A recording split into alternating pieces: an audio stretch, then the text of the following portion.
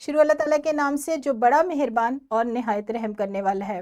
السلام علیکم پیارے بچوں، کیسے ہیں آپ سب لوگ؟ مجھے امید ہے صحت مند اور تندرست ہوں گے اور زندگی کی نعمتوں سے خوب لطف اندوز ہو رہے ہوں گے۔ میں ہوں آپ کی معلمہ ہنا، اور پیارے بچوں آج ہم پڑھیں گے جماعت ہشتم اردو کی کتاب میں سے اس کا باب چہارم، جس کا عنوان ہے ادبی گلدستہ۔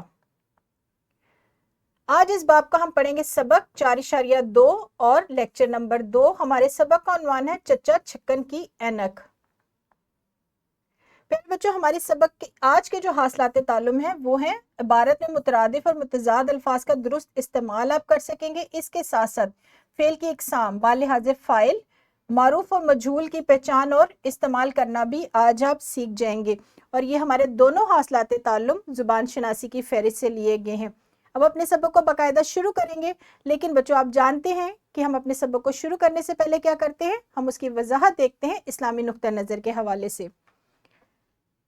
کیا تم نہیں جانتے ہو کہ جو کچھ آسمانوں اور زمین میں ہے، سورج، چاند و ستارے و درخت، چلنے پھرنے والے جاندار اور کثیر لوگ اللہ کے سامنے سجدے میں ہیں؟ بچوں یہ قرآن مجید کی آیت لی گئی ہے جس کا ایک ترجمہ ہے، اور اس آیت کریمہ میں لفظ سجدہ دو معنی پر دلالت کر رہا ہے، یعنی اس لفظ کے دو معنی ہیں، زمین پر پیشانی رکھنا اور سر تسلیم خم کرنا۔ کیونکہ ہمارے حاصلات تعلم کا ایک حصہ مترادف الفاظ پر بھی مشتمل ہے، لہٰذا اسلامی نقطہ نظر سے وضاحت بھی اسی سے متعلق ہے۔ پیارے بچوں اب ہم پڑھیں گے اپنے آج کے سبق کی طرف، لیکن اس سے پہلے ایک چھوٹی سی سرگرمی۔ درج ذیل الفاظ کے متبادل آپ نے نام بتانے، یعنی اس کے علاوہ بھی آپ نے کوئی نام بتانے، جیسے لفظ پھول، اس کو ہم گل بھی کہتے ہیں، اسی طرح آپ نے ان الفاظ کے مترادف الفاظ یعنی متبادل الفاظ بتانے ہیں۔ یہاں پر ویڈیو کو روکیں اور اس سرگرمی کو سر انجام دیں۔ شاباش، بہت خوب پیارے بچوں، آپ نے بالکل درست جوابات دیے ہیں۔ اب ہم بڑھیں گے اپنے آج کے سبق کی طرف کہ آج ہم نیا کیا سیکھنے والے ہیں۔ پیارے بچوں آج کے سبق میں مترادف اور متضاد الفاظ کو عبارت میں استعمال کرنے کی مشق کروائی جائے گی، نیز فعل و معروف، فعل معروف کو فعل مجہول میں اور فعل مجہول کو فعل معروف کے جملوں میں تبدیل کرنے کا طریقہ بھی سکھایا جائے گا۔ ان دونوں حاصلات تعلم کو آج ہم سیکھیں گے۔ بچوں متضاد الفاظ ایسے الفاظ جو ایک دوسرے کی ضد ہوں، جیسے زندگی اور موت۔ متضاد الفاظ وہ الفاظ ہوتے ہیں جو ایک دوسرے کے الٹ ہوں، ایک دوسرے کی ضد ہوں، زندگی، موت، صبح، شام۔ کسی بھی اسم کے دو یا اس سے زائد مفہوم یا متبادل ناموں کو مترادف الفاظ کہا جاتا ہے، باغ، چمن، گلستان۔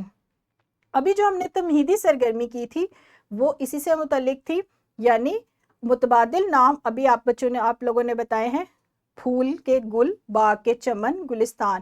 تو اسی طرح ایک ہی لفظ کے، ایک ہی اسم کے جب 2 سے 3 معنی ہو یا 2 سے 3 ناموں سے اسے پکارا جائے، اس کو کیا کہا جاتا ہے؟ مترادف الفاظ۔ فعل مجہول، بچوں یہ آپ کو پہلے سکھایا جا چکا ہے سبق 2.1 کے میں۔ مجہول کے معنی ہے نامعلوم، غیر معروف، یہ ایسی بات جس میں جھول پایا جائے۔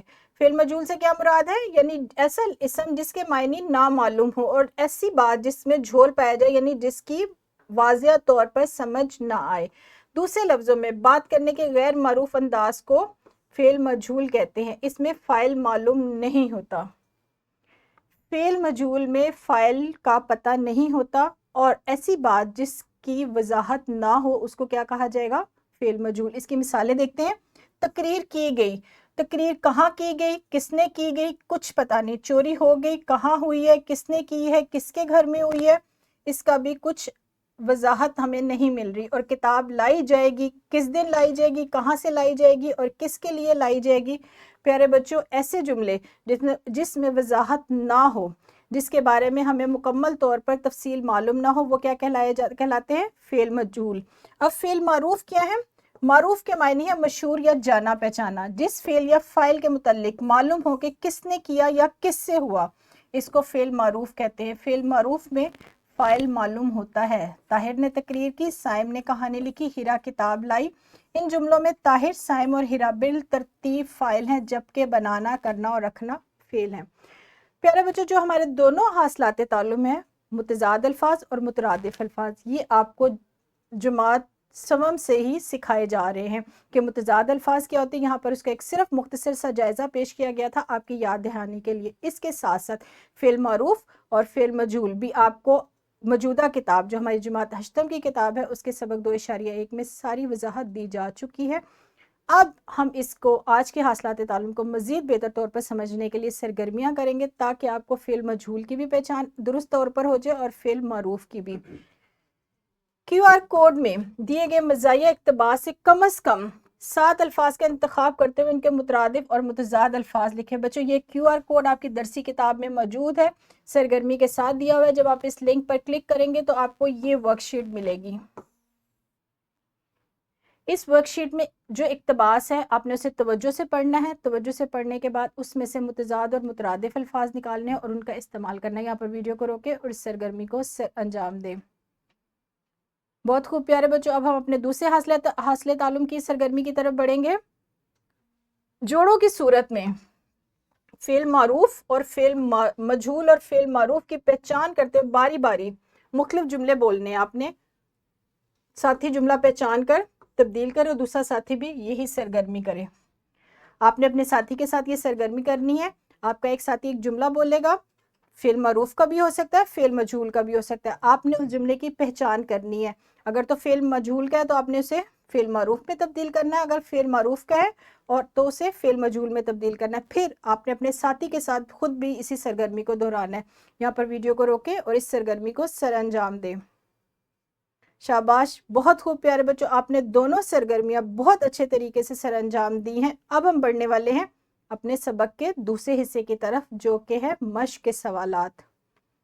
दरसी किताब की मश्क में ये सवाल मौजूद है, फ़िल मारूफ के जुमलों को आपने फ़िल मजहूल में और फ़िल मजहूल के जुमलों को फ़िल मारूफ में तब्दील करना है। सबसे पहले तो आपने पहचान करनी है कि चचा का गुस्सा और भड़क गया, क्या ये फ़िल मारूफ है या फ़िल मजहूल है। उसके आगे आपने पहले लिखनी है उसकी पहचान, उसके बाद उसको तब्दील करना है। ये बच्चों आप काम करेंगे घर जाकर कॉपी पर।